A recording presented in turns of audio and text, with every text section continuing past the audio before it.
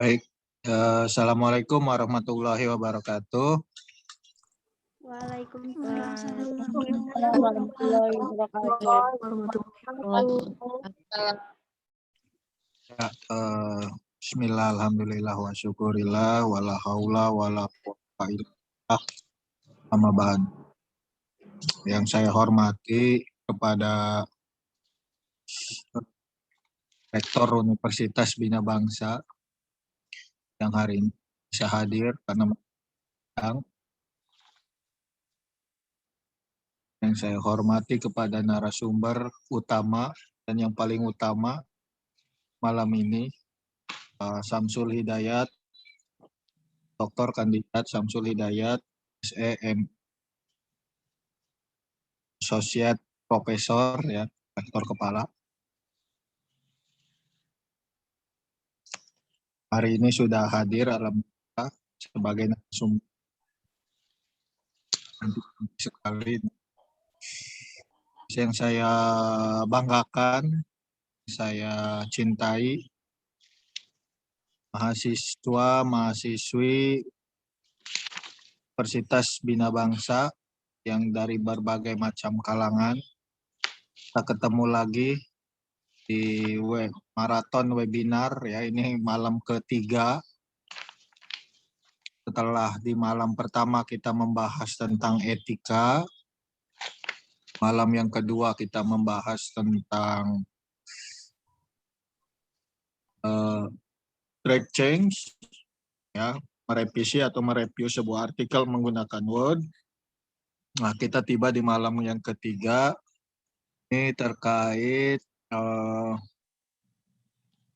pemilihan, ya, pemilihan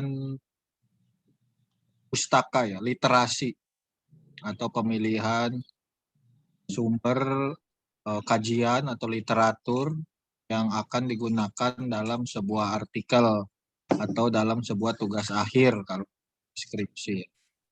Ini penting kita sampaikan karena apa? Karena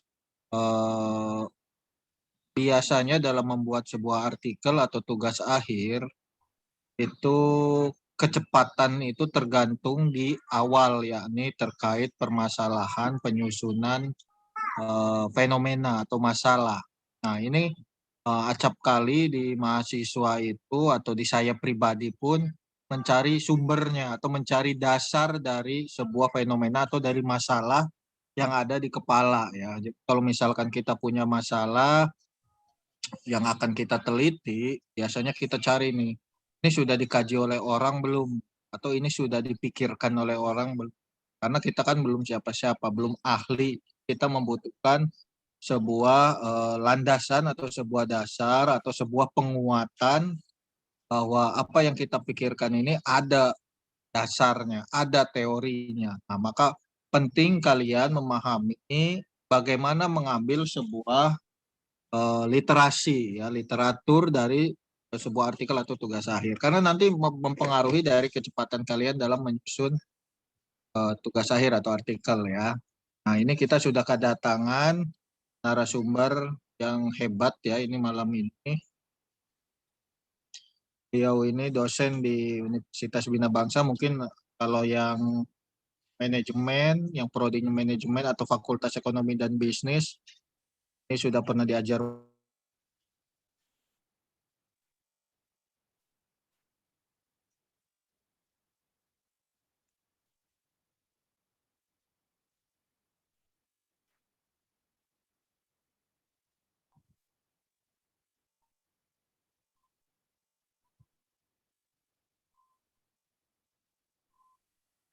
Anak-anak internetnya mana ini?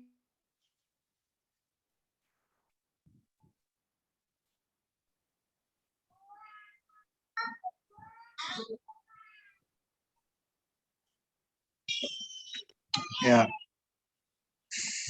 mana tadi saya? Oke, beliau ini dosen di Universitas Bina Bangsa. Kalau kalian mahasiswa Fakultas Ekonomi dan Bisnis, mungkin sudah pernah diajar beliau, ya. Track record di penelitiannya sudah banyak, beberapa kali hibah, ya. ratusan juta sudah pernah didapatkan oleh beliau. Ini panutan lah ya kalau saya sangat tepat jika beliau yang menyampaikan terkait literasi ini ya, mencari sebuah artikel atau sebuah jurnal. Ini kita karena ini webinarnya santai ya, tidak perlu kaku. Jadi silakan saja. Nanti jika ada yang mau ditanyakan silakan. Jangan lupa nanti di capture ya, nanti sebagai bukti bahwa kalian akan diberikan sebuah sertifikat ya. Lupa di capture kehadiran malam ini. Screenshot. Oke, langsung saja kepada Bapak Associate Prof.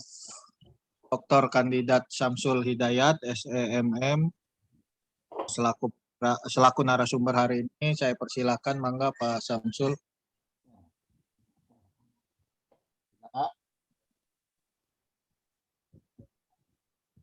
Halo, Pak Jaka. Ya. Suara saya terdengar nggak? Dengar, tapi kecil. Oh, kecil ya. Ntar, saya pakai headset dulu.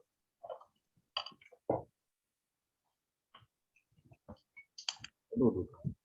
Ini sudah direcord ya, Pak? Yang record siapa? Pak Jaka kan? Ya. Jadi saya ada record dan sifat. Nanti saya kasih. Jangan. Dalam bentuk burning CD.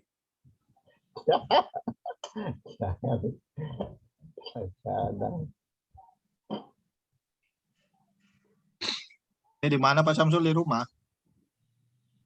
Di rumah. Halo. Kayaknya sih saya punya. Wah, itu nyala bagus. Halo. Silakan narasumber.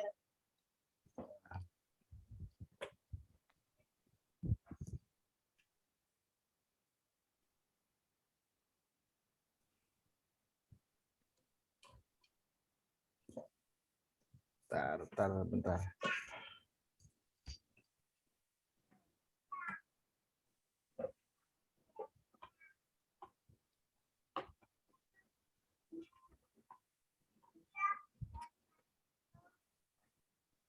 Baik.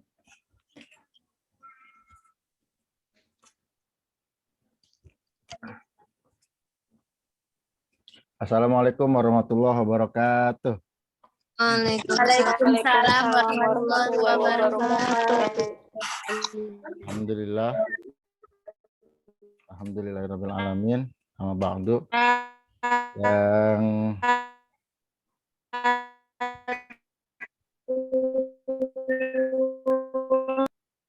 Yang saya hormati Bapak Dekan, Bapak kompetensi. Alhamdulillah malam hari ini saya bisa bertatap muka, kita bertatap muka di Zoom ini dalam rangka ini webinar tentang, kalau kan katanya di sini ada 3 maraton webinar. Nah, ini bagian saya yang ketiga. Nanti yang ke ini materi Bu Surti ada nggak, Pak? Nanti ada, ditunggu. Kalau nggak ada kabar ya di minggu depan kan lagi. Gitu ya. Oke. Sebentar, mau saya ini nggak jalan-jalan.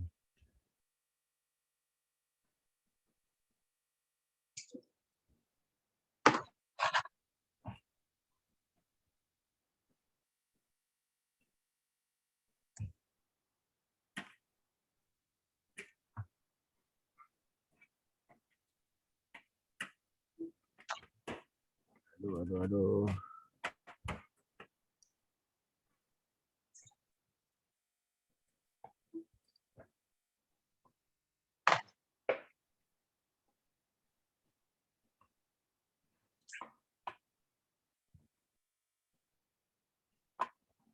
Bentar.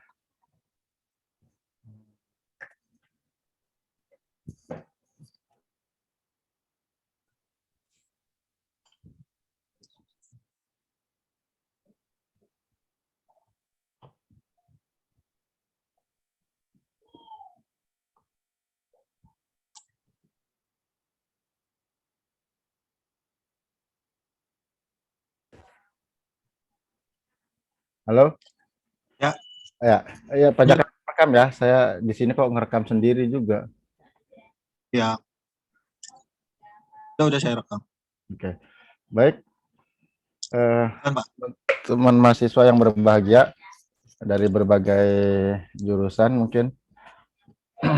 Saya di sini akan menyampaikan berbagai sharing tentang penelusuran jurnal ilmiah. Nah, banyak hal yang perlu kita pahami dalam menulis, terutama dalam menelusuri jurnal-jurnal di internet ini. Nah, ini sesuatu yang tentu kita perlu pelajari, dan teknik-teknik dan tips seperti apa yang bisa mempermudah dalam hal penelusuran ini. Baik, saya akan coba share materinya.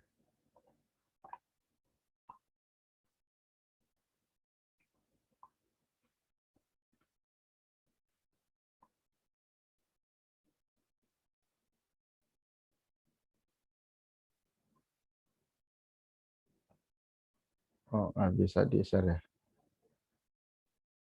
Nah, teman-teman mahasiswa, dalam menulis skripsi atau jurnal ilmiah, tentu tidak akan lepas dari yang namanya referensi. Jadi, referensi ini adalah bagian yang paling penting dalam sebuah penelitian. Jika tidak ada referensi, tentu akan menjadi tanda tanya besar penelitian itu. Ini penelitian yang benar apa hanya karangan-karangan biasa, gitu, atau hanya ucapan-ucapan yang tidak ada faedahnya gitu, seperti itu. Kenapa begitu penting? Karena ada sebuah jenjang pengetahuan atau enggak sharing knowledge yang terus berlanjut, gitu. Kita pun di mana di agama pun diajarkan gitu tata cara ibadah itu kan dari yang dulu-dulu, atau dalam Islam itu bagaimana sholat itu kan dari dulu-dulu itu diajarkannya seperti ini. Nah, itu terus ilmunya akan menurun. Begitupun dengan ilmiah pun seperti ini ya. Bahwa penelitian itu harus ada referensi utamanya atau referensinya. Artinya ilmu itu terus menurun dan menurun.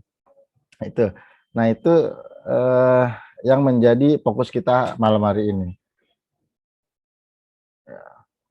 Nah, tadi kan saya hanya fokus di penelusuran mencari jurnal ilmiah ya.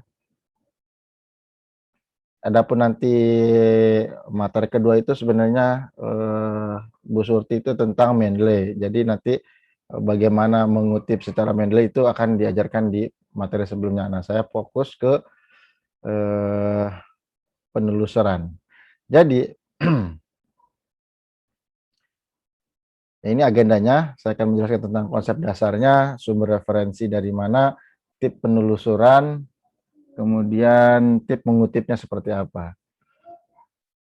Kutipan, jadi kutipan itu adalah penyebutan sumber asli, baik berupa artikel, makalah, buku, website, data, dan gambar, video, dan lain sebagainya. Jadi, kutipan itu kita mengutip sumber aslinya. Artinya, misalkan kita mengambil data dari internet atau berupa berita, maka yang kita tulis misalkan di penelitian kita, bahwa ini adalah sumbernya dari mana gitu, dari buku atau dari jurnal, seperti itu mengutip ya. Jadi secara umum seperti itu.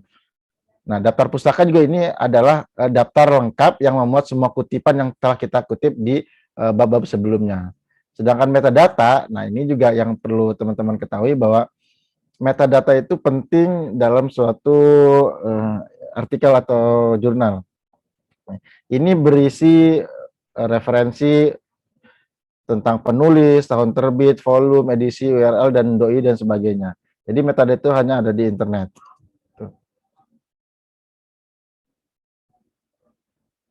Mengapa kita perlu mengutip? Nah, ini. bahwa pertama adalah untuk menunjukkan bahwa sumber asli ide tersebut, bahwa kita ini menulis ada sumbernya gitu. Kemudian untuk apa? Membangun jaringan ide. Nah, yang tadi Pak Jaka bilang, banyak ide tapi perlu ada sebuah jaringannya. Mendukung juga tentang gagasan-gagasan kita yang kita buat. Gitu. Kemudian yang paling penting adalah validasi argumen kita. Kita boleh berargumen sebanyak apapun, tapi kita punya validasinya, artinya referensinya kita kuat. Tentu menyebarluaskan iptek, ilmu pengetahuan dan teknologi, serta yang paling penting adalah berterima kasih terhadap karya orang lain. Nah, ini yang makanya dalam dunia dosen itu kadang yang menjadi permasalahan adalah plagiasi gitu. Plagiasi itu kan memplagiat karya orang lain, artinya dia tidak berterima kasih atau tidak menghargai karya orang lain. Kapan mengutip kapan kita mengutip yang tidak diperlukan? Pertama, kalau kita menggambarkan sebuah sejarah sesuatu gitu. Contoh Banten, ibu kotanya di Kota Sarang, memiliki sebuah Banten lama dan gitu. Nah, itu kan sebuah sejarah. Itu bisa jadi tidak perlu untuk kita kutip gitu, karena itu menjadi sebuah pengetahuan umum gitu. Kemudian menyajikan pengalaman pribadi. Kalian mengalami pribadi secara langsung di tempat penelitian, misalkan observasi, kalian tidak perlu mengutip. Kemudian mengulang atau menyimpulkan ide yang telah kita paparkan sebelumnya. Dan yang keempat adalah meringkas, atau meringkas pengetahuan yang menjadi pengetahuan umum. Nah, itu yang tidak perlu kita kutip lagi. Jadi boleh kita langsung tulis secara letterly di bab yang kita teliti. Nah, ini materi intinya sumber referensi. Jadi untuk mahasiswa kebanyakan mengambil referensi itu dari mana? Tentu yang menjadi rujukan utama adalah mencarinya di Google Scholar. Padahal banyak hal sumber referensi utama. Pertama ada artikel jurnal. Ya, artikel jurnal itu berarti hasil ulasan atau riset yang telah melalui peer review baik terbit offline maupun online. Tapi sekarang rata-rata semuanya udah online gitu ya.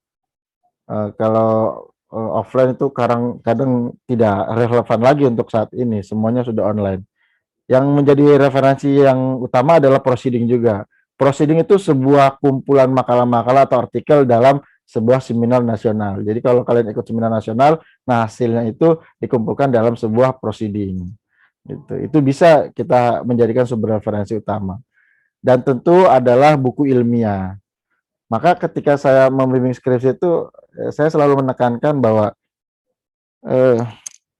referensi utama kalian adalah jurnal 80% dan buku 20%. Artinya kalau memang mau penelitiannya terbaru atau punya gagasan yang lebih bagus, maka perbanyaklah sumber-sumber dari artikel yang mutakhir tentunya, seperti itu. Referensi yang baik itu adalah referensi yang pertama adalah relevan. Artinya relevan ini sesuai topik, metode, dan area. Topik kita tentang apa? Misalkan manajemen, kalau saya lebih fokus ke HRM atau Human Resource Management, maka saya mencari artikel-artikel yang berkaitan dengan referensi sumber daya manusia. Gitu. Kalau kalian memang pemasaran dan itu ada topiknya, misalkan kepuasan konsumen, ya carilah di sana. Gitu. Ya. Kemudian atau metodenya, kalau kalian mencari metode, tentu yang perlu kalian ketahui adalah apa kualitatif, apa kuantitatif, gitu, seperti itu. Kemudian referensi yang mutakhir, gitu. Kenapa di beberapa kenapa skripsi itu harus menggunakan referensi yang minimal 5 tahun sekarang, 5 tahun terakhir. Sekarang 2001 misalkan, berarti tahun 2016 minimal seperti itu. Jadi untuk apa? Karena terutama ilmu manajemen ini, fakultas ekonomi dan bisnis itu kan atau ilmu sosial secara umum, perkembangan ilmu terus berkembang gitu. Perubahan sikap perilaku manusia itu terus berkembang, tidak mentok gitu. Tidak stuck. Dia akan terus berkembang. Makanya dalam hal ini minimal 5 tahun terakhir. Supaya apa? Supaya lebih merefresh temuan-temuan orang yang sudah menulis sebelumnya. Tentu adalah yang ketiga adalah benar. Benar dalam arti sesuai kaidah dan gaya kutipan yang kita lakukan. Seperti itu. Yang paling kita bisa gunakan dalam menelusuri di website selain daripada Google Scholar nih, ada Garuda. Mungkin teman-teman pernah mendengar atau belum. Garuda adalah sebuah platform yang disediakan oleh Ristek Brin untuk menelusuri jurnal-jurnal yang berbahasa Indonesia secara gratis dan full text ya. Itu open access kalau di Inggrisnya ya. Jadi ini bisa kalian telusuri ya. Jadi sebagian besar artikel dari Indonesia itu bisa kalian temukan di Garuda ini. Karena semua harus daftar ke sini gitu ya. Termasuk semua jurnal yang terbit di Indonesia, di kampus-kampus atau di seluruh Indonesia ini ada di Garuda gitu. Kenapa juga Garuda? Karena artikelnya full text, gratis dan berbahasa Indonesia tentunya. Jadi kalau kita mau direct langsung ke Garuda, kita bisa langsung mengketik kliknya ke sini. Nih, garuda.ristekbrin.go.id. Nah, semua ada di sini. Di sini di halaman awal ini ada ini update nih ya. Saya baru screenshot tadi nih. Ada 1446 artikel yang terdata di Garuda. Garuda itu garda rujukan digital. Jadi ini milik kalau dulu tuh Ristekdikti gitu. Kalau sekarang kan Ristek Brin. Tapi sekarang udah dipindahin lagi nih ke Dikti nih. Ada 2.267 publisher. Ada 12.171 jurnal dan 160 conference, 40 subjek gitu. Mau subjek apapun di sini ada. Subjeknya apa aja? Nah, ini banyak nih. Economic finance, terus social science education, nursing, civil engineering, building, dan lain sebagainya. Nah, ini kita bisa cari di sini. Tentu kalau kita mencari, ya tinggal klik aja apa yang sedang kita cari, itu seperti itu. Ya. Ini adalah fasilitas yang disediakan oleh pemerintah Indonesia, ya, gratis. Kemudian kalau kita mau mencari yang berbahasa Inggris, tentu yang paling open access itu adalah tadi kita bisa mendownload full text-nya gitu. Bisa ke DOAJ ya. Ini adalah sama-sama seperti Garuda itu, tapi ini milik luar negeri gitu. Dan kita bisa mencari berbagai sumber artikel atau sumber topik yang sedang kita cari, tentunya dalam bahasa Inggris di sini gitu. Nah, kalau saya biasanya ke sini ya, seperti itu. Selain tentu ya, kalau kita tahu jurnalnya atau menelusuri jurnal-jurnal yang publisher jurnal itu banyak, seperti Scopus atau EBSCO atau Web of Science, itu juga ada. Tapi kalau kita mau mencari yang open access, yang bisa full text, kita bisa ke sini gitu, ke doaj.org. Di sini ada 80 language atau bahasa dari 126 countries. Kemudian ada 11.800 sekian jurnal ya. Kemudian artikelnya ada 6 ribuan. Jadi cukup lumayan banyak juga di sini gitu. Nah, tentu yang paling familiar, yang sering kita gunakan dan yang paling utama rujukannya itu Google. Nah, kalau di Google biasa bisa saja gitu. Tapi kalau kita mengetik secara ini di google.com itu kan umum. Tapi kalau kita ke Google Scholar, kita fokus mencari sebuah artikel. Jadi jangan mencari di google.com, tapi di scholar.google.com. Jadi Google Scholar ini fasilitas yang disediakan oleh Google untuk artikel-artikel penelitian. Itu seperti itu. Ya. Nah, kita juga bisa mendaftar di Google Cendekia kalau kita sudah punya email institusinya gitu. Nah, ini ya Google Cendekia. Jadi Google Cendekia adalah yang paling familiar, yang sering digunakan, yang paling apa namanya? Yang paling cepat menggunakan ya di sini gitu Google Cendekia.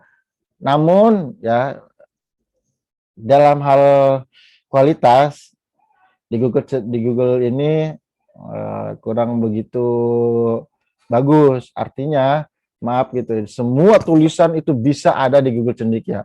Gitu. Kalau kata profesor itu tulisan-tulisan sampah pun muncul di Google Cendekia seperti itu.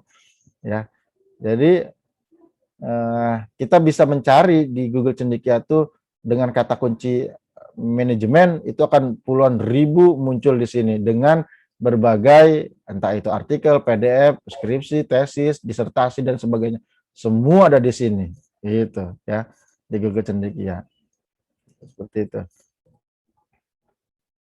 Nah, yang ya dalam beberapa kurun akhir ini ada sebuah aplikasi yang menarik sekali yaitu Publish or Vanish. Jadi ini aplikasi yang perlu kalian install, nanti saya akan praktekkan ya. Ini berbasis dengan metadata. Jadi sekalian kita klik di sini, kita akan menemukan berbagai metadata. Hanya menunggu sekitar beberapa detik, kita akan menemukan ribuan ya metadata referensi yang kita cari. Gitu. Nanti secara praktek nanti akan saya praktekkan. Ya, ada aplikasinya Publish or Vanish. Gitu.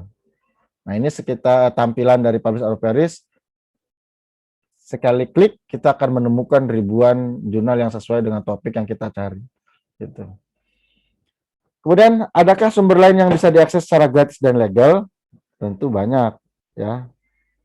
Alternatif lainnya, kalau kita mencari artikel ilmiah, skripsi, dan sebagainya, ada di Perpusnas. Itu kalau kita mencari di sana, ada e-resources, perpusnas.go.id, dan ini perlu ada registrasinya dulu, itu tapi gratis. Saya punya daftar di sini. Kalau saya mencari jurnal yang apa namanya yang tua-tua gitu, kadang saya ke sini nyarinya ke Perpusnas ini, kita e-resources-nya. Itu banyak sekali publisher-publisher yang terdaftar, yang dilanggan oleh Perpusnas gitu ya. Kalau dulu saya sukanya nyarinya di sini karena itu open access. Kalau saya apa namanya, kalau kita mau cari Scopus misalkan, ya, kalau belum berlangganan itu akan sangat sulit sekali yang berbayarnya itu. Nah, saya mencari yang berlangganan itu Perpusnas. Itu Perpusnas itu berlangganan dari EBSCO dan apa namanya Sign Direct gitu. Itu di sini Perpusnas. Saya mencarinya di sini kadang-kadang. Atau enggak kalau di Bank Indonesia juga ada perpustakaannya itu. Ya. Kalau pengalaman saya itu waktu kuliah di Jogja itu, saya mencari sumber-sumber apa namanya jurnal atau artikel itu, saya mencari ke berbagai kampus atau enggak ke Perpusnas dan ke Bank Indonesia di sana. Itu di sana mereka berlangganan jurnal-jurnal internasional dan itu sangat membantu sekali. Gitu. Kemudian OneSearch juga sama. Kita bisa mencari data skripsi, tesis, disertasi, atau laporan penelitian yang ada di kampus seluruh Indonesia. Gitu. Kemudian yang apa namanya Paperity juga ada. Ini yang punya apa namanya luar negeri gitu. Tentu jurnal open access juga. Ini alternatif lainnya ya. Teman-teman bisa mencari. Jangan terlalu fokus atau jangan selalu mengandalkan di Google Scholar saja. Gitu. Kemudian kalau berbentuk e-book, buku digital atau free e-book, kita bisa mencarinya di Ipusnas. Ya, ini Ipusnas itu sama aja kayak apa produk Perpusnas juga punya Indonesia ya. Tapi dia lebih ke pencarian buku gitu. Kemudian Doa Books. Nah, ini kita tapi tentu ilegal ya. Tapi ini berbahasa Inggris gitu. Tentu juga yang sering yang terkenal juga ada Google Books gitu. Tapi beberapa Google Book itu tidak bisa diakses gitu, karena harus beli juga.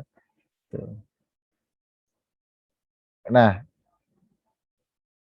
jika pernah merasakan kesulitan atau akan menemukan kesulitan dalam mencari referensi yang dicari, maka bisa jadi itu karena teknik pencarian yang digunakan kurang tepat atau sumber yang digunakan terlalu banyak distraksi. Nah, ini tipsnya. Pertama, kita bisa menggunakan tanda kutip gitu. Nah, ini saya contoh ini gempa bumi gitu. Maka yang dicari adalah yang gempa buminya itu kasih kutip gitu. Nah, itu. Kemudian pakai operator boolean ya. Dengan menggunakan AND, OR atau NOT. Jadi misalkan kita mencari dua kata yang berkaitan. Pertama, di sini saya kasih contoh tsunami AND Indonesia. Artinya kita mencari dua kata kunci yang kita perlukan pakai AND gitu. Atau OR atau not gitu seperti itu. Jadi kalau kita mau mencari dua kata kunci sekaligus kita pakai AND gitu ya. Atau kita memaksimalkan filter. Artinya apa? Mempersempit hasil pencarian menggunakan filter tahun atau tipe referensi gitu. Kalau nanti di publish or perish itu ada gitu ya. Nanti ini buat teman-teman. Nah, sekarang itu secara teori. Nah, saya akan mempraktekkan publish or perish. Saya buka. Jadi teman-teman bisa mencari atau mendownload publish or perish ini gratis di internet. Saya stop dulu.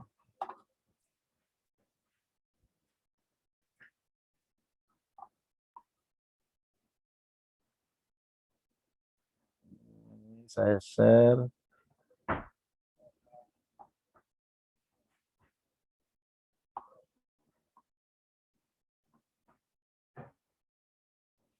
Nah, ini di Google.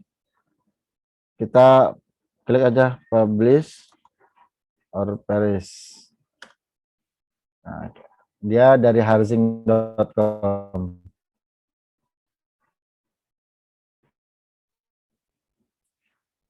Publish or perish itu sangat-sangat membantu sekali dalam mencari referensi yang cepat gitu. Nah, ini tampilan awal website harzing.com. Ya, kita cari langsung download sini. Kalau Windows apa namanya? iOS atau yang lainnya bisa dicari di bawah. Nah, kita klik aja ini ya. Nah, kebetulan saya sudah mendownload dan menginstalnya. Oke. Jadi ini website untuk mendownload aplikasi Publish or Perish. Setelah diinstal, install itu gampang banget ya, tinggal next aja itu ya. Saya mempraktekkan tentang harzing ini, Publish or Perish. Nah, ini teman-teman dalam hal harzing Publish or Perish, POP ya. Di sini ya, POP ini menyediakan banyak sekali sumber-sumber pencarian. Pertama, dia bisa mencari dari Crossref. Ya, Crossref juga sama aja dengan DOAJ ya. Crossref, kemudian Google Scholar, kemudian Google Scholar profilnya, ada PubMed. Ya, PubMed itu untuk medicine ya, untuk kesehatan, publikasi media. Gitu ya. Kemudian Microsoft Academic, Scopius, kemudian Web of Science. Nah, di sini perlu diketahui ada tanda bintang di sini. Kalau bintangnya 1 berarti dia free data source-nya, sumbernya gratis. Gitu. Kalau ada 2 bintangnya free registrasi. Jadi harus registrasi dulu gitu. Jadi ini diperlukan untuk kita registrasi ke Scopus dulu. Di sini ada Microsoft Academic, ada Scopus. Jadi 2 ini kita harus registrasi tapi gratis. Kemudian Web of Science itu tentu harus kita berlangganan dulu Web of Science-nya. Nah, kebetulan Bina Bangsa itu belum berlangganan, jadi belum kita bisa ke sana gitu ya. Nah, ini harus berlangganan terlebih dahulu gitu, secara institusi. Gitu. Nah, sekarang tentu kita menggunakan yang free data source aja dulu. Nah, contoh kita menggunakan data Google Scholar, klik aja di sini. Nah, di sini di Google Scholar Search-nya kita mau mencari apa? Authors atau penulisnya, publication name atau publikasinya, kemudian title word atau judulnya, nah, judul tulisannya, atau keywordnya atau kata kuncinya, gitu. Maksimum number atau research itu ini akan paling maksimum itu 1000, gitu. Ya. Nah, kita coba cari terlebih dahulu salah satu kata kunci yaitu atau judulnya tentang kalau di saya manajemen, misalkan manajemen kinerja. Tentu saya tinggal klik search-nya. Ini proses mencari, ya. Karena di sini maksimum numbernya 1000, berarti kita harus menunggu beberapa detik, 5 detik ini, ya, menghasilkan 1000 artikel. Ya, saya cancel aja, ya. Itu kan nunggunya lama. Nah, di sini itu dalam hanya beberapa detik kita dapat menemukan ribuan kata tentang manajemen kinerja. Itu, ya. Maksimumnya kita kurangin deh, kita kasih 100 aja. Kita searching lagi.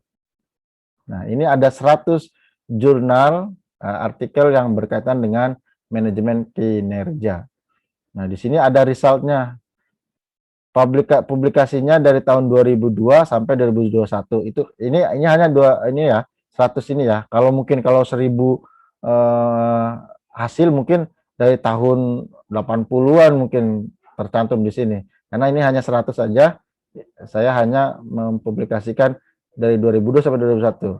Nah, selain itu juga teman-teman, kalau kita bisa menggunakan years. Nah, dari tahun berapa misalkan 2016 atau 5 tahun terakhir. Jadi kita bisa hanya mencari yang paling mutakhir. Tadi 5 tahun, 2016 sampai 2021. Ini bisa kita cari di sini. Gitu. Atau mau dikosongin juga boleh. Gitu ya. Kemudian ini secara 100 jurnal ini dari 2002 sampai 2001. Citasi years-nya atau per tahunnya itu 19. Papers yang ketemu 100 karena kita mencarinya cuma 100. Citasinya ada 2314. Tentang manajemen kinerja ya. Site atau site per year-nya 121,79, yang citasi per papernya itu 23,14. Autornya ada autor per paper itu 1,53, kemudian H indeksnya 13, ini G indeksnya juga 47 dan sebagainya ya. Nah, ini adalah teman-teman, ini hanya metadata ya. Gitu. Di sini ada site ini per tahun, rank, author atau title, atau year-nya juga di sini. Publikasinya juga ada di sini.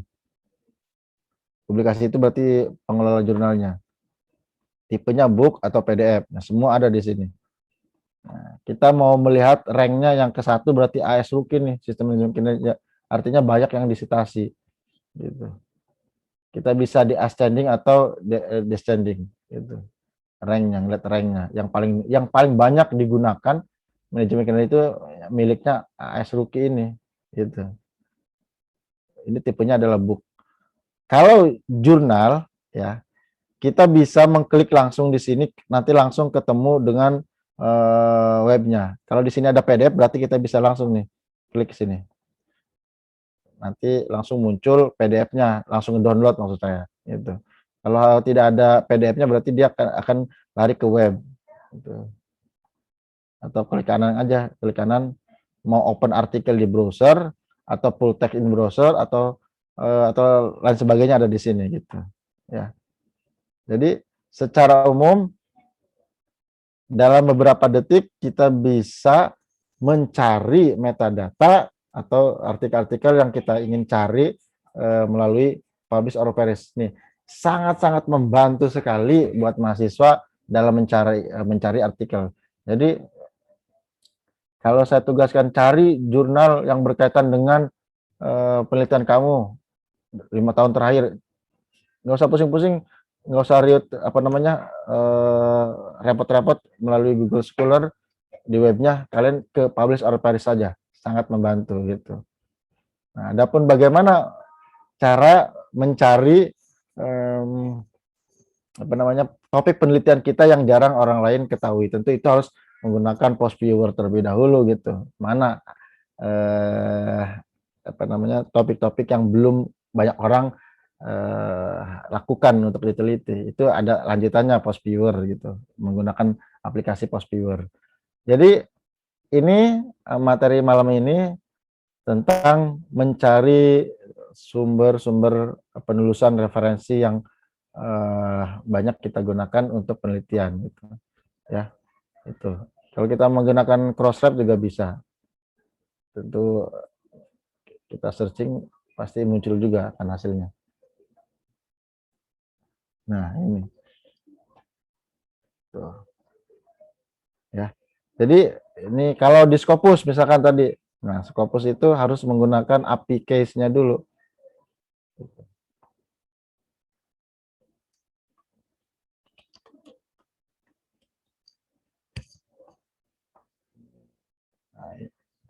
Scopus itu harus menggunakan API case ya, jadi harus daftar dulu di Scopusnya. Nah kebetulan saya udah daftar nih, jadi saya langsung bisa muncul ini. Kalau kalau belum daftar di Scopus, kita nggak bakal bisa searching ini. Itu. Kebetulan saya udah punya, jadi udah langsung bisa searching. Nah, ini publikasinya salah satu contohnya adalah tahunnya dari 1956 sampai 2019. Jadi Publish dan Perish ini sekali lagi sangat membantu teman-teman dalam mencari jurnal referensi ilmiah. Seperti itu ya, teman-teman. Nanti sangat mudah sekali, silakan nanti dipraktekkan saja. Baik, demikian Pak Jaka materi singkat ini. Saya serahkan ke Pak Jaka yang sebagai host nih. Silakan, Pak.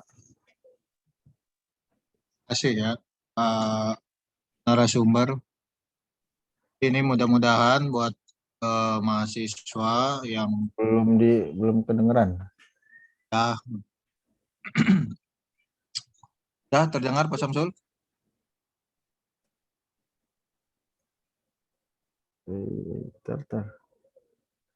Dah, saya Ya. udah kedengeran.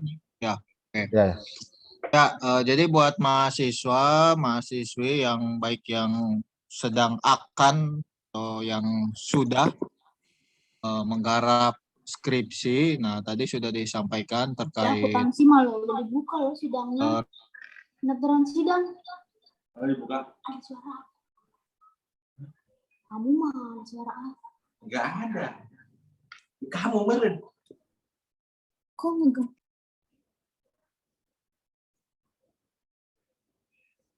Crossref tadi disinggung, Bisnas dan lain-lain. Ini tergantung nanti kebutuhan kalian mau bahasa Indonesia apa bahasa Inggris.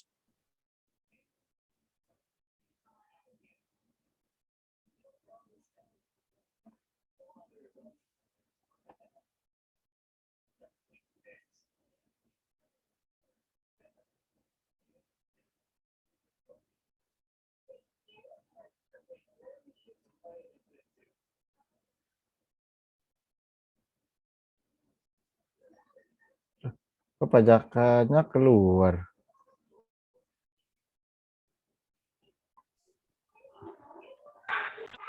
Nah, pajakannya keluar. Mungkin silakan teman-teman ada pertanyaan tentang penulisan referensi ini.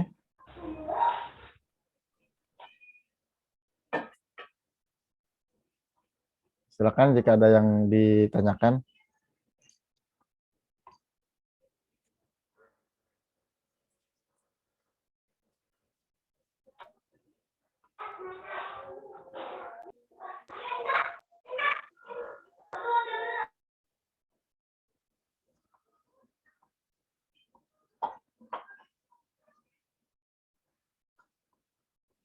Atau materi yang kedua mungkin ada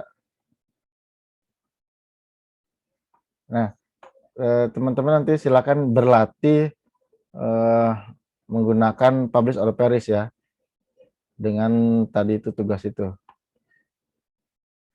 Latihan mandiri ya. Coba saya share dulu.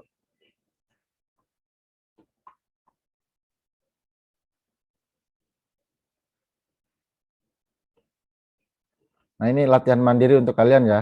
Jadi pertama, identifikasi topik yang akan Anda teliti atau yang lagi skripsi, itu sangat gampang sekali ya. Temukan 5 kata kunci yang relevan dengan penelitian atau tulisan Anda. Ya.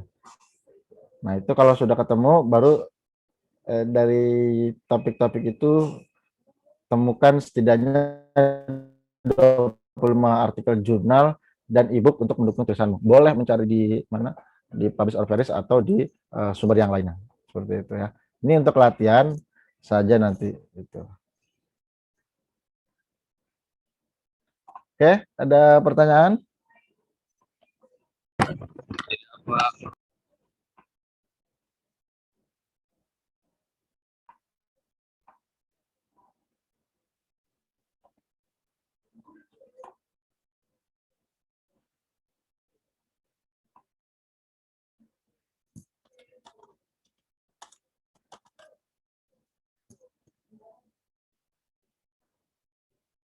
Yang sedang skripsi mungkin ada yang perlu ditanyakan?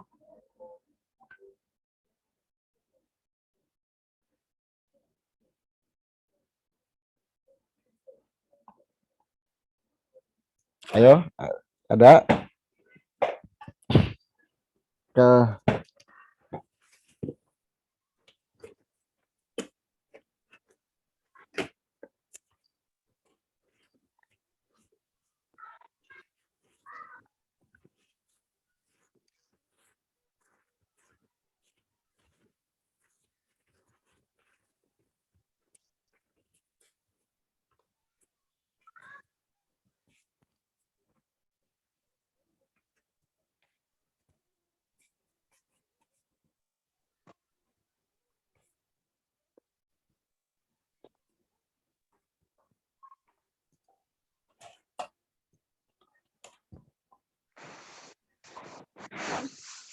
Nah, udah masuk lagi pajaknya. Ya, tadi sinyal Pak Samsul. Sampai mana ya tadi? Udah? Ya. Silakan mungkin peserta jika ada yang mau ditanyakan tadi terkait disampaikan oleh narasumber. Memang betul ya Pak Samsul, ini mah harus dipraktekkan ya. Praktekan. Oh, jadi tadi sudah lengkap ya. Jadi buat teman-teman semua, tadi dasarnya sudah ada, bahkan tadi dikasih toolsnya, Publish or Perish. Nanti next post viewer mungkin ya Pak narasumber ya. Siap. Jadi nanti ada satu lagi tuh post viewer bagaimana artikel atau judul Memetakan. ya memetakan judul atau sebuah ide ya yang belum atau yang sudah diteliti. Gitu ya Pak Samsul. Ya, betul. Silakan jika ada yang mau ditanyakan mungkin teman-teman semua boleh tanya di chat atau di langsung, atau memang harus dicoba ya, dites dulu ya. Coba itu. Ini juga ada Bu Nugraini nih. Selamat malam Bu Nugraini, Bu Haji Patona. Selamat malam. 90-an Pak Samsul. Ya. Stabil, alhamdulillah. Nah. Materi kedua aja. Lanjut. Materi kedua ada nggak? Belum ada narasumber. Oh, belum ada. Ya sudah.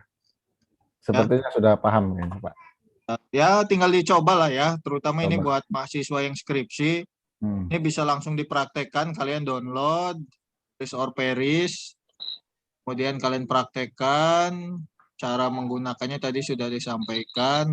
Silakan dilatih ya.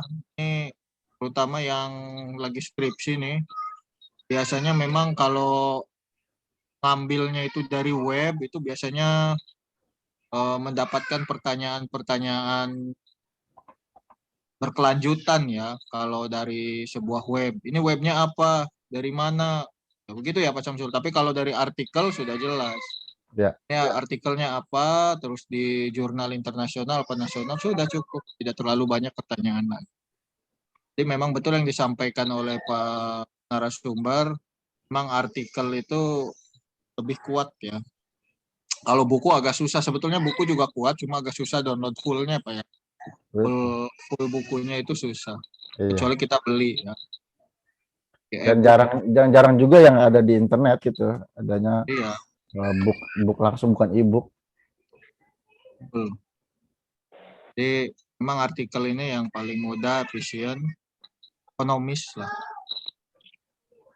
Ya, mungkin itu saja jika tidak ada yang bertanya. Terima kasih Pak Samsul atas ilmunya, semoga bermanfaat, semoga berkah buat Pak Samsul. Halo Pak. Ya. Tadinya kalau ada yang bertanya mau saya kasih ini nih buku dari Mendeley.com. Saya aja tadi kan saya nanya tuh. Ya enggak lah, Pak Jaka mah enggak lah. Tuh, kalau ada yang buku tuh, ada yang mau nanya enggak? Udahlah, udah itu. Saya kasih buku sama apa namanya? Ini nih, spidol asli nih dari Eropa nih. Kirim. Tahu spidol apa namanya? Stabilo. Stabilo Mendeley. Asli nih dari kirim. Tuh, ada yang bertanya tuh mau dibahas nggak? Udahlah, cukup. Nih, saya bacakan aja lah ya. Dari Umu Atiyah untuk penulisan sumbernya di daftar pustaka atau di catatan kaki. Nah, ini cara citasi Pak Samsul. Mungkin nanti ini dibahas di ini ya, cara mengutip ya Pak Samsul ya di Mendeley ya. Iya, betulnya ini. Itu mah di pengutipan. Tapi jadi Umu Atiyah ini pertanyaan sebetulnya untuk cara mensitasi ya, bukan materi hari ini. Tapi kalau Pak narasumber berkenan menjawab, silakan. Dalam hal ini ya, untuk caranya catatan kaki atau body note itu tergantung dari body note atau footnote ya. Body note atau footnote itu tergantung dari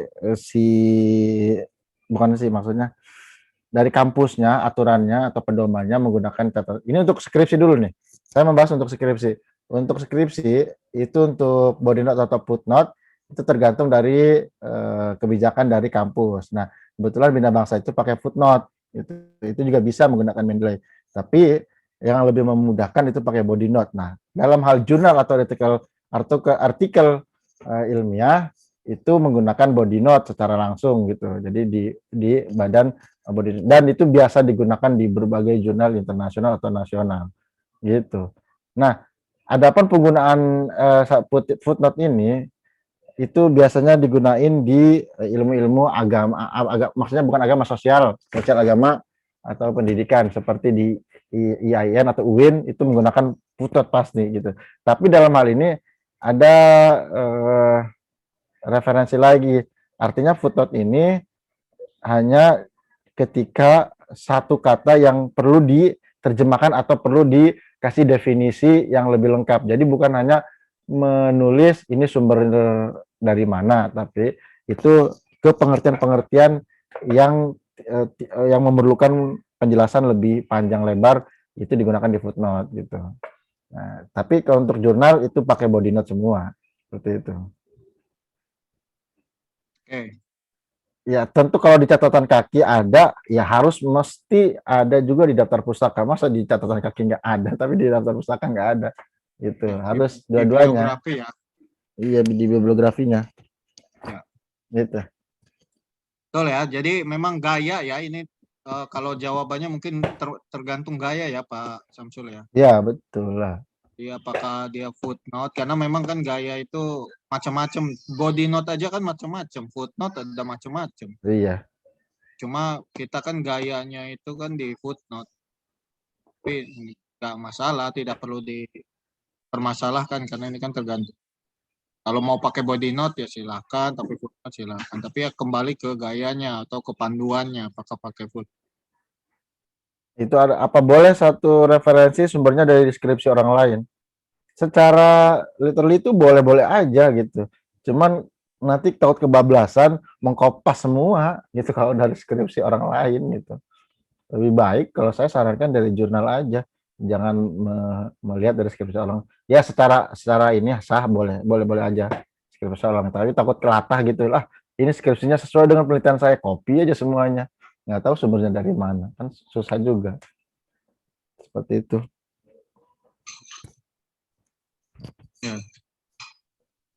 Kalau misalkan pertanyaannya itu dia skripsinya itu merubah objek, itu masuk plagiarisme ya Pak ya? Dalam hal ini tergantung parafrasenya Pak. Jadi harus diparafrase dulu. Sulit lah Pak. Bisa-bisa aja sih sebenarnya Pak. Cuman etikanya nggak ada Pak. Oh, ya. Saat ini terkait materi pertama ya, etika yang disampaikan oleh Bu Nugraini. Ini sudah Iya. disampaikan tadi.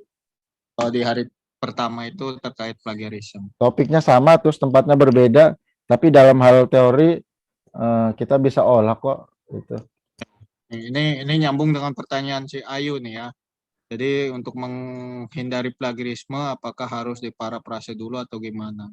Ini tadi ya disinggung oleh Pak Samsul tadi. Silakan Pak Samsul. Bentar, saya tampilkan dulu nih. Sebentar, tunggu sebentar. Saya tampilkan nih. Tunggu sebentar ya. Saya tampilkan dulu nih. Oke. Mencegah plagiarisme.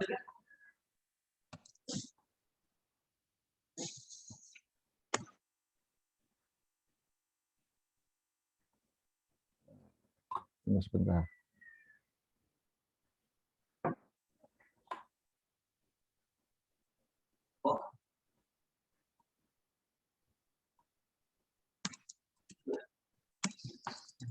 Saya menjawab parafrase nih.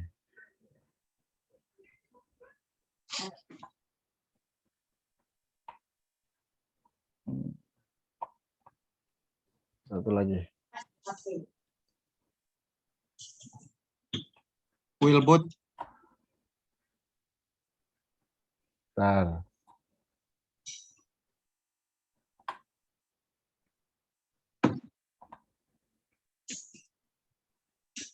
Oke. Saya share lagi nih, saya share screen lagi.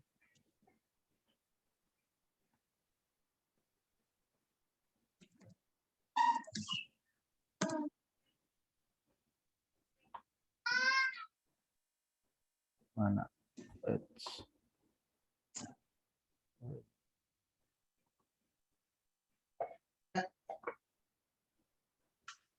Sudah terlihat belum? Sudah Pak. Ya.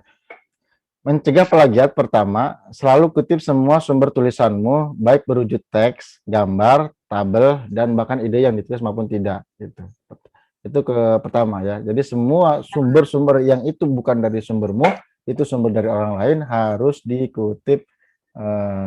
Kemudian nomor 2, buat paraphrase rangkuman atau sintesis dari referensi-referensi yang kamu baca. Jangan lupa tetap kutip sumber lainnya, sumber aslinya. Jadi dalam hal pengutipan, kadang ada salah kaprah dari kita juga.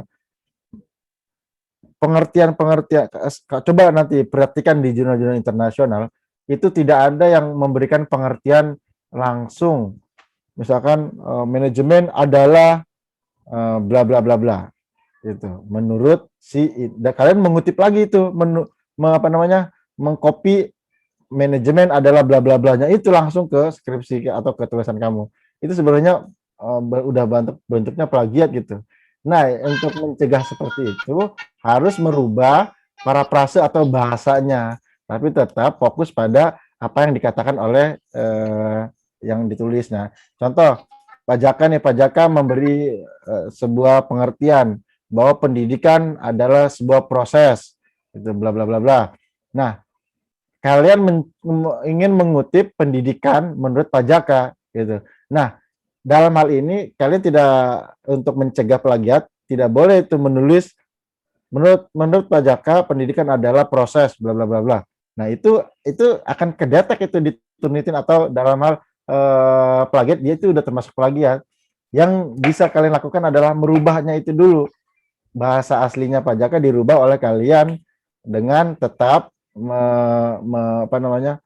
eh, referensinya yaitu dari pajak itu proses, berarti kita ganti proses itu apa. Nah, itu kan tentu parafrase. Nah, parafrase itu, nah ini ya, saya contoh nih. Mahasiswa asli sering berlebihan dalam menggunakan kutipan langsung saat membuat catatan. Sebagai akibatnya, mereka menggunakan teknik menulis kutipan yang berlebihan, gitu, dalam tugas karya ilmiah atau paper, bla bla bla bla gitu. Kalian bisa memparafrase naskah asli ini, ya, dengan perubahan bahasa. Dalam paper ilmiah, nah itu kan ada banyak tuh perubahannya. Mahasiswa sering melakukan teknik menulis kutipan yang berlebihan, gitu, ya, dan gagal untuk mengubah materi yang dikutip ke level yang diinginkan. Karena masalahnya bersumber dari penulisan catatan, maka sangatlah penting untuk meminimalkan pencatatan. Jadi beberapa kata itu kita sinonimkan, gitu, ya.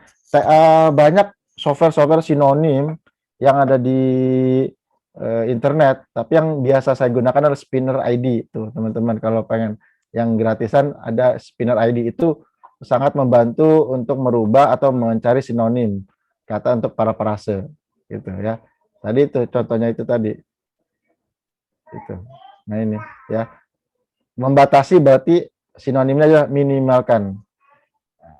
Kata-kata seperti inilah yang bisa kita apa namanya untuk menghindari plagiat.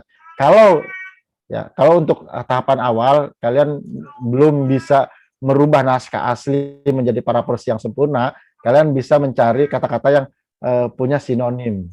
Seperti itu. Itu untuk lebih mudahnya. Teman-teman bisa lihat di Spinner ID kalau mau dibantu di internet. Dan selain Spinner ID juga banyak sekali aplikasi-aplikasi untuk parafrase itu. Itu yang bahasa Indonesia, yang bahasa Inggris tentu Grammarly banyak juga. Kalau saya menggunakan untuk Indonesia menggunakan Spinner ID. Benar. Gitu, Pak. Ya. Oke. Jadi itu tadi ya, jadi terkait parafrase ini memang kompleks ya. Jadi selama kalian mencantumkan atau memberikan citasi kepada sumbernya, itu termasuk parafrase ya tadi yang disampaikan Pak Samsul. Maka penting tadi kalian bisa memiliki skill untuk memparafrase. Memang ini biasanya orang-orang bahasa ya, tapi kita sebagai orang yang non bahasa, keilmuannya juga harus bisa. Karena parafrase itu inti dari kalimatnya sama, tapi penyampaian kata demi katanya itu berbeda ya. Begitu ya Pak Samsul ya. Iya. Tadi sudah disampaikan juga, kalau mau pakai tools apakah ada? Ada. Ya, tools tuh ada. Kalau mau bahasa Indonesia tadi ada Spinner ID, kalau di bahasa Inggris ada Grammarly, ada Quillbot ya dan lain-lain, banyak kalau bahasa Inggris. Kalau bahasa Indonesia ada lagi tipe apa tuh, tipe online ya kalau nggak salah ya.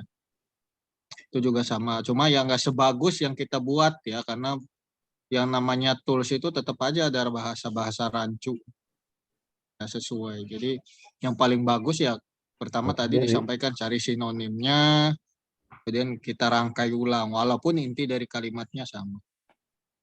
Begitu. Ini ada pertanyaan lagi nih. Kok nih Pak Samsul sini? Ini buku. Gimana nih, lanjut nggak nih? kan udah selesai. Kenapa OP pada malam? nih. Kenapa Ada pada pertanyaan, muncul pertanyaan? ada MOP nih. MOP katanya sulit. Nah, boleh tahu nggak sulit pertanyaan? Waduh, MOP nih. Saya bukan orang MOP ya. Yang Mungkin Pak Samsul, ya, orang manajemen nih. jadi kayak dalam hal penelitian itu sebenarnya tidak ada kesulitan ya, selama kita punya basic masalahnya dulu. Kan sejatinya penelitian itu adalah menyelesaikan masalah. Nah, gitu. Jadi gitu.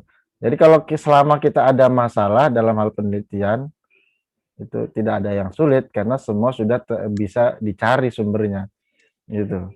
Jadi konsep MOP itu katanya sulit, katanya siapa gitu kan. Saya membimbing MOP nggak ada yang sulit, kok sangat mudah sekali gitu. Menggunakan aplikasi, apalagi kalau penggunanya aplikasi EOK dan sebagainya itu sangat mudah sekali digunakan, dan sekarang sudah banyak aplikasi gitu. Jadi kalau hemat saya dalam hal penelitian skripsi itu tidak ada yang sulit gitu. Dan pasti ya setiap penelitian skripsi itu udah ratusan atau ribuan kali diteliti orang lain. Contoh, misalkan tadi EOKI ya, EOKI kan di MOP itu kamu meneliti EOKI itu katanya nggak ada referensinya. Padahal EOKI itu udah ribuan kali mahasiswa yang lain itu meneliti EOKI lagi. Meneliti kepuasan konsumen gitu, bisa di pemasaran. Itu nggak ada referensinya, itu sangat-sangat mustahil. Udah ratusan ribu orang meneliti tentang kepuasan konsumen, jadi sangat-sangat mustahil kalau tidak ada referensi lain. Nah, dalam hal ini sulitnya apa kan gitu. Sulit itu kan relatif. Kalau orang yang penuh tantangan, kesulitan menjadi kenikmatan kan gitu. Dalam hal perjuangan. Gitu, seperti itu. Nah, selanjutnya ini jadi Ayu itu, maaf Pak, jika diharuskan mengajukan proposal untuk mengambil data untuk penelitian skripsi, lebih baik dicek plagiarisme. Mengambil data untuk penelitian, kalau datanya sudah ada di internet, ya ngapain dicek? Yang ngecek plagiarisme itu adalah tulisan kita gitu. Jadi tulisan kita mau setelah kita menyelesaikan skripsi atau mau publish ke jurnal, artikelnya itu dicek dulu plagiarismenya gitu. Kalau tulisan orang lain ya itu nggak usah gitu. Jadi saya rada bingung juga. Jika diharuskan mengajukan proposal untuk mengambil data untuk penelitian skripsi, lebih baik dicek plagiarisme. Nah, ini kan data, maksudnya datanya mungkin Pak. Datanya dicek plagiarisme bukan datanya. Data nggak usah kalau data. Maaf Pak, jadi Gitu kan ya, kita maaf Pak, kan kita saya mau ngambil data kebetulan di IDX nggak ada. Terus saya udah tanya ke IDX cabang Serang, tapi mereka WFH jadi nggak bisa bantu. Saya langsung telepon ke cabang Jakarta. Mereka minta kita mengapli proposal skripsi dari sampai bab 3. Itu apa harus dicek proposal skripsi kita harus dicek plagiarismenya dulu baru apli atau bagaimana Pak? Oh, nggak perlu. Hemat saya tidak usah. Itu hemat saya ya. Tapi kalau Pak Jaka ada referensi lain silakan. Coba di saham Oke udah ada. Udah pakai IDN Financial juga perusahaan sektornya nggak ada semua Pak. Jadi dia udah sampai meneliti ke website perusahaannya. Emang mereka cuma batasnya cuma 2 tahun, 3 tahun ke bawahnya nggak ada. Kamu judul penelitiannya apa kamu? Rasio keuangan Pak. Apa judulnya apa? Pengaruh struktur modal, profitabilitas, dan biaya operasional terhadap pajak penghasilan. Sektornya apa yang susah? Kalau mungkin kalau saya pembimbingnya akan saya suruh ganti itu. Siapa pembimbingnya sih? Pak, Siapa pembimbingnya? Ayo, saya ya. Tengah mengolah Pak makannya. Ayo pembimbingnya siapa? Pak. Hah? Pak Ibrahim.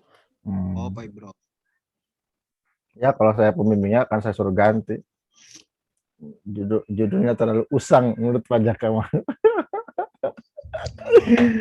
Datanya itu memang kalau biasanya, kalau judul-judul seperti itu memang karena kebaharuannya ini, jadi datanya itu jadi langka. Iya. Nanti juga ketika di bursa efek ketika kamu sudah ngapply proposal, jadi jangan kaget ternyata si datanya nggak ada juga. Tapi ya berusaha saja dulu. Oke, baik Pak. Karena Terima biasa kasih. pengalaman saya pernah punya mahasiswa, dia sudah kemana-mana apply, ternyata proposal segala macam, datanya nggak ada. Tapi mungkin ada pengalaman, mungkin Bu Nugrahini, Bu Dekan, ada nggak? Bu Dekan? Oh ada nih.